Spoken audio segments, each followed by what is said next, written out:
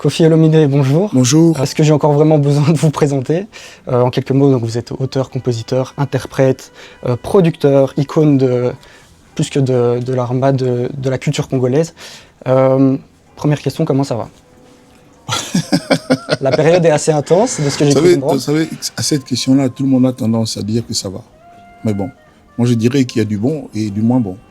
Mais quand je fais le condensé, je peux dire que oui, ça tient.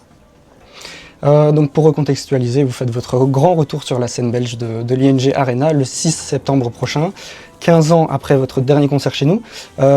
Comment on se sent après un tel comeback? Je ne sais pas comment le dire sans risque de ne pas le dire avec précision, mais ça m'a énormément manqué, j'en ai souffert. Et j'espère vraiment que tout va se passer bien, qu'il n'y aura pas d'incident jusqu'au 6 septembre. Et d'ailleurs, je vais rassurer les mélomanes, les Kofi Phil, les Kofiettes, les Cindy Love, les Gaulois, tous les mélomanes en fait, leur dire que non, il n'y aura pas d'incident. J'ai toutes les garanties possibles. Et au jour d'aujourd'hui, je peux dire que le concert aura lieu. Et je ne sais pas si je vais être un sur-chanteur ce jour-là.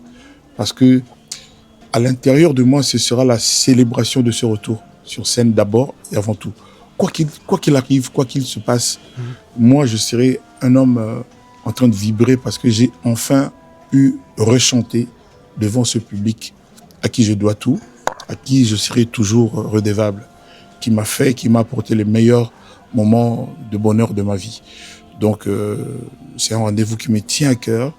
J'ai hâte d'y être et j'espère que le public aussi a hâte d'y être. Donc, le 6 septembre, plus que jamais, c'est vraiment le rendez-vous qui me tient vraiment à cœur, qui m'empêche de dormir et qui me fait dormir paisiblement. Donc vous allez bientôt chanter devant les 15 000 sièges de l'ING Arena. On le sait, vous êtes un habitué de la scène. Néanmoins, après presque 40 ans de carrière, est-ce qu'on a toujours le trac? Là, oui. Là, j'ai le trac parce que des scènes comme ça fait toutes ces années que je n'ai plus fait. Même si j'étais quand même une espèce de précurseur. Moi, j'ai osé, avant tout le monde en Afrique, de défier Bercy. Donc, c'était en 2000. Et vous êtes le premier artiste africain aussi à remplir Bercy. Voilà, c'est ça. Donc, j'ai eu ce culot, si j'ose dire, et ça a payé. Je remercie Dieu, je remercie le public. Et vraiment, j'espère que 15 ans après, que même s'il y a 1000 personnes seulement dans la salle ou 2000, je vais quand même chanter. Mais mon bonheur, ce sera d'être revenu, d'avoir pu chanter de nouveau.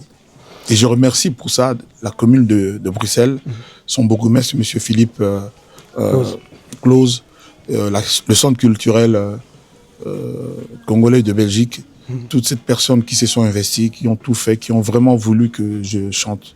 Donc je les remercie du fond du cœur. De ce que j'ai pu voir, Cindy Locker, donc votre épouse, vous accompagnera sur scène. À quoi peut-on s'attendre en termes de show de la légende de la rumba congolaise le 6 septembre sur scène? Cindy Locker, tu fais bien de parler d'elle. C'est très probablement la plus belle voix féminine aujourd'hui en Afrique. Elle chante la rumba comme personne. Elle interprète tout le monde, surtout Kofi.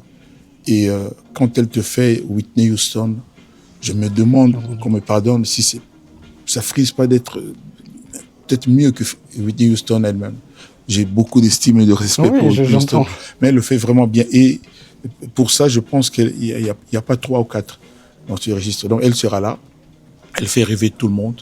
Elle est la chanteuse préférée de toutes les filles, de toutes les femmes, des hommes aussi.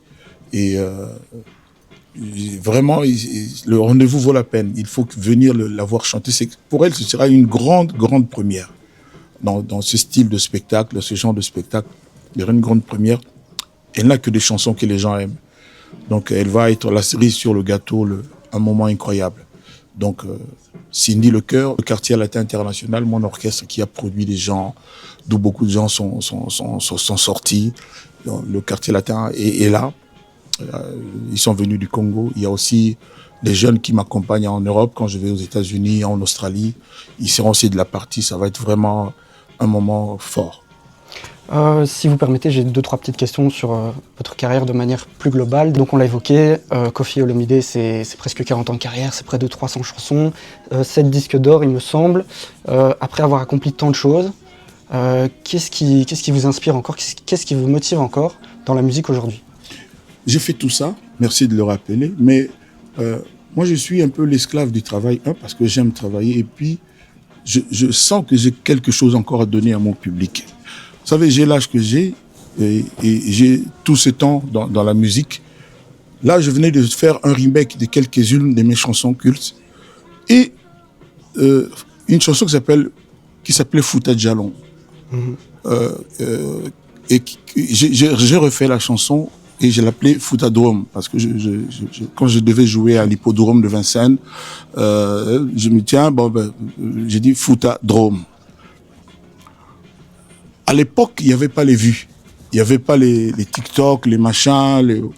Aujourd'hui, il y a ça. Et le fameux Fouta Djalon que la maman de la fille qui est en face de moi, j'ai pas son prénom, je suis certain, je ne peux même pas dire, je suis sûr que sa maman l'a aimé, son papa aussi.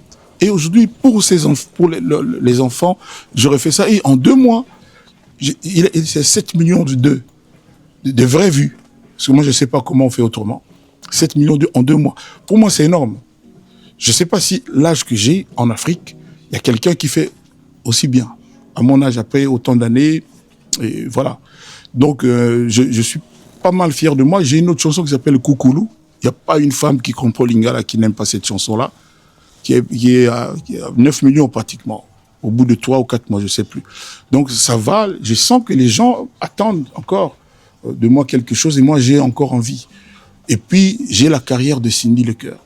Il y a son album qui va sortir, un album incroyable, alors incroyable. Je me demande comment les gens vont faire pour s'arrêter d'écouter les chansons qu'il y a dedans. Je suis l'auteur des chansons, les arrangements, direction artistique. C'est un album vraiment qui me tient à cœur parce que je veux qu'elle explose, parce qu'elle le mérite. Donc je pense que j'ai encore quelques années. Les gens qui ne m'aiment pas, tout le monde ne peut pas m'aimer, devraient supporter parce que bon, moi je regarde le public et je vois le retour du public dans le regard, dans ce qui se passe. Donc voilà. Et je ne cours derrière rien. Oui. Je n'ai rien à prouver, mais je veux donner du plaisir, donner vraiment du plaisir. Voilà. Cette nouvelle forme de succès via les réseaux sociaux, via Internet, comment vous l'avez vécu, vous? Ce nouveau public que vous avez réussi à... Moi, je suis heureux pour les artistes, les jeunes artistes d'aujourd'hui, parce qu'ils ont les réseaux. Nous, on a ramé, il n'y avait rien. Moi, j'ai fait Bercy, rempli, sans les réseaux, sans la télé, parce que je ne sais pas pourquoi, nous là, on n'a pas droit à TF1, à France 2. Donc, moi, je ne suis jamais passé à TF1, jamais. Et il y a des artistes comme ça qui passent à longueur de journée. Et on leur fait, je ne sais pas ce qu'il faut, mais j'ai posé la question 1000 fois. Et puis voilà. Donc tout ce que j'ai fait, c'est sans les télés occidentales. Donc c'est pas de chance pour des gens comme moi. Et puis aujourd'hui, je suis confronté au système actuel. Moi, j'ai fait toutes les époques là. Il y a l'époque du vinyle, l'époque des cassettes, et puis il y a les CD. Et aujourd'hui, je suis obligé de donner mes chansons à YouTube. Je dis YouTube parce que je ne sais pas à qui je donne les chansons. Tu ne peux pas faire autrement. Et YouTube en fait ce qu'elle veut. Et puis, on te dit que tu as 2 millions de vues, 1000 vues, tout ça. Tu ne peux pas vérifier, c'est comme ça. Mais à l'époque, avant, tu savais que tu avais vendu 100 000 CD, 200 000 CD, 30 000 CD. Et l'usine où on fabrique des CD te disait, mais aujourd'hui, tu vois que tu as 2 millions de vues, tu as 500 000 vues, c'est comme ça. Je ne sais pas comment ça. Et puis, il y a des systèmes, Spotify, machin, tout ça. Mais c'est bien, c'est ça le progrès. Et puis, c'est comme ça. Je voulais avoir aussi votre regard, justement, sur la scène en Afrique. Parce que vous avez voyagé un peu partout, parce que vous avez pu collaborer avec pas mal d'artistes différents. Votre regard sur la scène en Afrique et en quoi elle diffère de ce qu'on peut proposer en Europe, par exemple? J'étais samedi en concert à Kampala, samedi là. Ouais. Il y a 4 jours. Et là-bas, je sais pas comment te le décrire, c'est autre chose, quoi. Bon. Déjà, il n'y a pas les grosses machines occidentales, mais il y a le cœur des gens. Ça, on ne peut pas corrompre, on ne peut pas tricher. Et vous le ressentez, ça, sur scène? Ah mais attends, c'est-à-dire, je ne peux pas faire 5 mètres sans que les gens s'arrêtent, même sortent des voitures sur la route pour vous demander des photos, pour voilà. Et ça, c'est du vrai. C'est-à-dire, t'as pas besoin de stratégie marketing, d'entourage, des jeunes gens bien coiffés, stylés, tout ça. C'est vraiment ce que les gens ressentent, que tu vois, que tu vis. Je viens encore de le revoir. Il y avait quoi, 20 000 personnes là-bas. Et puis, je n'étais qu'un guest dans un concert des gens. Et c'était la folie. C'était la folie. Donc, c'est ça la grande différence. Mais ici, il faut tout ce parcours. Il faut tous ces usages, ces façons, machin. Il faut être avec les agences. Là-bas, il suffit qu'on dise que tiens, Kofi vient tel jour. Ça le fait, quoi. Vous aviez annoncé une sorte de fin de carrière en 2015. J'ai dit que cet album serait le dernier parce que Oui. Je suis le seul avec 27 albums avec un relatif succès. Là-bas, avec à peu près 500 à 700 chansons comme ça que j'ai déjà produites. Et donc, c'est ça, quoi. Donc, je sais pas comment ça se fait, mais Dieu fait que je continue d'être inspiré. C'est ça que j'allais vous demander, en Voilà. fait. Est-ce que Koffi Olomide, est-ce qu'il est éternel? Parce que c'est vrai que 2025, ça reste une grosse année aussi pour vous. Il y a eu un projet qui est sorti en mai dernier, vous l'aviez évoqué, Goutte Intemporelle. Il y a eu Kampala, il y a le 6 septembre. Comment vous faites pour garder le rythme pour une année particulière comme celle-ci? Je n'arrête pas d'aimer. Moi, chanter, c'est comme faire l'amour, en fait. J'aime ce que je fais. J'aime les gens. Et je ressens l'amour partout. Dès que je mets les pieds dehors, je rencontre des gens, des enfants avec leurs parents. Je ressens l'amour et puis voilà. Et puis moi, je ne calcule pas, je ne force pas. On vous dira, quand j'ai ma guitare en main, j'ai une facilité incroyable à faire des mélodies comme ça. Il y en a que j'oublie, il y en a que je garde, que j'enregistre. Donc je pense que c'est Dieu. C'est une disposition, ça ne peut n'être venu que de Dieu et je lui rends grâce, je le remercie infiniment pour ça et ma vie c'est ça, c'est ça. Dernière petite question, est-ce que vous avez encore des terrains à conquérir après une carrière aussi importante? Est-ce qu'il y a des nouveaux défis encore qui se profilent à l'horizon? Je veux que Cindy Lecoeur soit le Koffi Olomide au féminin. Je veux que le quartier latin international soit respecté, continue d'exister, de faire plaisir aux gens. Pour moi, je suis, comme je l'ai dit, l'esclave du travail. Je suis l'esclave de la mélodie, de la chanson. J'aime trop ça et je pense dire humblement que j'ai ça dans l'ADN. Et donc voilà. Donc voilà. Ben, merci beaucoup. C'est moi qui vous remercie.